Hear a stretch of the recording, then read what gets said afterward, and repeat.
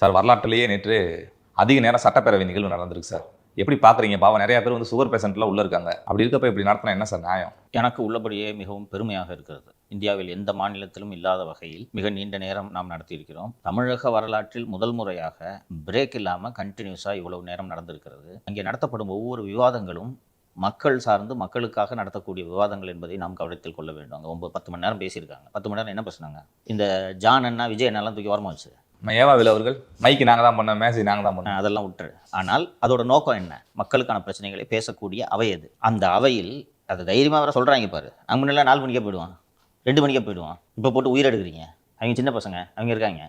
அப்போ சின்ன பசங்க கூட எதுக்கு போட்டி போடுற? நீ வயசாயிடுச்சுல்ல. ஸோ சபாநாயகர் திரு பிரபாகர் அவர்கள் எல்லோருக்கும் வாய்ப்பு கொடுக்குறார். எல்லா உறுப்பினர்களும் கொடுக்கக்கூடிய கொஸ்டின்ஸை நீங்கள் எந்திரிச்சு பேசுங்க, நீங்கள் பதில் சொல்லுங்கள் என்று ஒரு ப்ராப்பர் டெமோக்ராட்டிக் செட்டப்பில் இந்த லெஜிஸ்லேட்டிவ் அசம்பிளி நடக்கிறது என்று நான் பார்க்கிறேன். அண்ட் பல முறை நாமும் பேசிவிட்டோம், பல ஊடகங்களும் இதை பதிவு செய்திருக்கிறது. பல கோடி மக்கள் இந்த நேரலையை கண்டு ரசிக்கிறார்கள், கழிக்கிறார்கள், பங்கு பெறுகிறார்கள், விவாதிக்கிறார்கள்ன்றது பல இடங்களில் பதிவு செய்யப்பட்டிருக்கிறது. கிட்டத்தட்ட திருவிழா போல கொண்டாடுகிறார்கள் மக்கள் இந்த அவை நடவடிக்கைகளை. இன்னொன்று இதுதான் புதுசு. எப்படி ஐபிஎல் பார்க்குறாங்களோ அந்த மாதிரி அது மாதிரி பார்க்குறாங்க. மக்களுக்கு பொதுவாக இன்ட்ரெஸ்ட் வராது. ஒரு எடிட்லாம் பண்ணி முடிச்சு ஒரு அரை மணி நேரம் அனுப்புவாங்க. இவங்க என்ன போடுவாங்கன்னு தெரியாதான்னு ஜனங்க பார்க்க மாட்டாங்க. இன்னொன்று அந்த அரை மணி நேரமும் முழுமையாக எங்கேயும் ஒளிபரப்பாகாது. அரை மணி நேரம் ஃபுட்டேஜ் அசம்பிளி வெளியில் விடும்.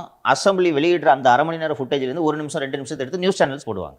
ஸோ காலையிலேருந்து நைட்டு வரைக்கும் இப்படி லைவாக ஒட்டுக்காக பார்த்து தமிழக மக்களுக்கு பழக்கமே இல்லை, கொண்டாடுகிறார்கள். நன்றாக போய் கொண்டிருக்கிறது. இதில் ஒரு டெக்னிக்கல் பாயிண்ட்டை திமுக சொருகுறாங்க கொண்டு வந்து. நீங்கள் அவை குறிப்பிலேருந்து நீக்கிறீங்க, அடுத்து ரீல்ஸில் போடுறாங்க, என்னங்க மறுவாதி உங்களுக்கு என்று கேட்கிறார்கள். டெக்னிக்கலாகவும் சட்டப்படியும் இது சரிதான். நம்ம ஏற்கனவே இது பற்றி பேசும்போது நான் சொன்னேன், அவையின் குறிப்புகளில் அவை இடம்பெறாது. சமூக வலைத்தளங்களில் இது பரவுவதை பற்றி அவை உறுப்பினர்கள் கவலை கொள்ள வேண்டியதில்லை என்று நான் நினைக்கிறேன். அப்போ நீக்கிற அளவுக்கு எதுக்கு பேசுறீங்க? பேசுறது தப்புன்றது உங்களுக்கே தெரியும். பேசிட்டு அதை அவை குறிப்பிலேருந்து நீக்குங்கலாம் சொல்கிறாங்க. ஸோ உங்கள் மீது தவறு. இப்போ என்ன ஆலோசித்து கொண்டிருக்கிறார்கள் என்றால் 15 நிமிஷம் லேகு கிரியேட் பண்ணுறதா ஆலோசிச்சுக்கிட்டு இருக்காங்க. அதாவது 10 மணிக்கு நடக்கக்கூடிய அவை 10:15 நமக்கு வரும். அது லைவ் அல்ல, அது லைவ் கிடையாது. ஸோ இதை பேரவை தலைவர் ஆலோசித்துக் கொண்டிருப்பதாக தகவல்கள் வருகின்றன. இதை இந்த அவைத் தலைவரும் இந்த அரசும் செய்ய வேண்டாம் என்று நான் கேட்டுக்கொள்கிறேன். மக்கள் அதை அப்படியே ஐபிஎல் மேட்ச் 15 நிமிஷம் லேகில் பார்த்தா நல்லா இருக்குமா? இதை டிங்கர் பண்ணாமல் அப்படியே விடுங்க. ஜனங்க கொண்டாடுறாங்க, எடுத்து போடுவாங்க தான் சின்ன பசங்க. அதுக்கு என்ன பண்ண முடியும்? லைவ்ல போறப்ப இந்த ஆட்டம் ஆடுறாங்களே சார். அப்போ 5 நிமிஷம் லேட்டெல்லாம் வந்து என்ன பண்ணுவாங்க? இல்லை, அப்படி பார்த்தா எக்ஸ்போஸ் ஆகுறது டிஎம்கே தான் சார். அதனால தான் இந்த டெக்னிக்கல் பாயிண்ட்டை ரைஸ் பண்ணுறாங்க. ஸோ சபாநாயகர் இதற்கு பலியாகி விடக்கூடாது என்கிறேன். ரொம்ப கொண்டாடுறாங்கப்பா. இந்த பூண்டி கலைவாணன் என்ற ஒரு எம்எல்ஏ பேரவைத் தலைவர் இருக்கைக்கு பக்கத்தில் போயிட்டு ஏதோ ஒரு பேசினார்ப்பா. நேற்று ஒரு மீம் பார்த்தேன்ப்பா, வீடியோ மீம். அவ்வளவு அழகாக எடிட் பண்ணி போட்டிருக்காங்க. அது அப்படி போடுங்க. அதை அவ்வளவு அழகாக ஒரு ஏதோ கையாட்டி பேசுகிறார், ஒரு சினிமா டைலாக் எடுத்ததுக்கு வச்சு அவ்வளவு அழகா இருக்கு. சுத்தமானதா இருந்தா உன் முன்னாடி தவிர வேற எந்த பொம்பளை தொடர்னு சொல்லி இந்த துண்டை தாண்டி சத்தியம் பண்ணியா பாப்பா, சத்தியம் பண்ணியா பாப்பா. என்ன யோசிக்கிற? நீ மட்டும் இல்ல, இங்க இருக்கிற எந்த ஆம்பளையாலும் தாண்ட முடியாது. நானே தாண்ட முடியாது. என்ன சக்கரை தாண்டியா? சக்கரையே சக வாங்குறத பாரு.